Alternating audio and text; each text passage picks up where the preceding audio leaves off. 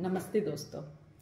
क्या आपने कभी गाय के बछड़े को बंदर का दूध पीते देखा है या डियर के बच्चे को एलिफेंट का दूध पीते देखा है? नहीं ना।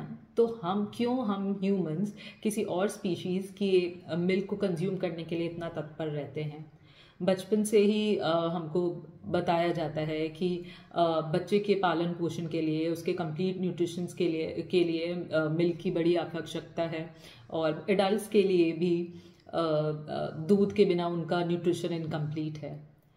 लेकिन फैक्ट ये है कि ह्यूमंस को सिर्फ वो जब तक बच्चे होते हैं, अपने मदर्स मिल्क पे होते हैं, तभी तक मिल्क की ज़रूरत होती है, उसके अलावा नहीं।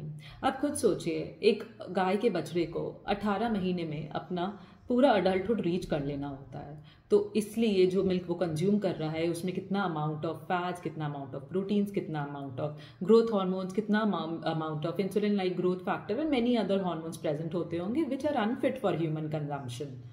अब खुद देखिए, आजकल के टाइम पे हमारी बच्चियों का मेंस्ट्रुएशन कितना जल्दी आ जाता है। फीमेल्स में हार्मोनल डिसऑर्डर्स इतने ज़्यादा बढ़ गए हैं। इसके पीछे कहीं ना कहीं एक कारण डेयरी कंजम्पशन का भी है, क्योंकि देखिए, जब मिल्क की डिमांड ज़्यादा होती है तो प्रोडक्शन के लिए गाय को बहुत से तरीके के एक्सेसिव हार्मोन्स दिए जाते हैं। उनके अडल्ट को हेल्दी रखने के लिए बहुत तरीके के एंटीबायोटिक्स दिए जाते हैं, वो जो फिर इनडायरेक्टली वी ह्यूमंस कंज्यूम।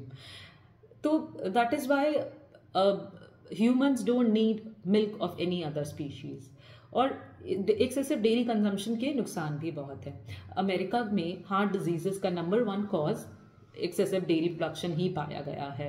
इसके अलावा from the recent researches there have been findings that breast cancer, prostate cancer can also be related to excessive dairy consumption. इसके अलावा बहुत से इन्फ्लेमेटरी डिजीजेस में इन्फ्लेमेशन का कारण, बहुत सी एलर्जीज में milk protein can be found as allergen.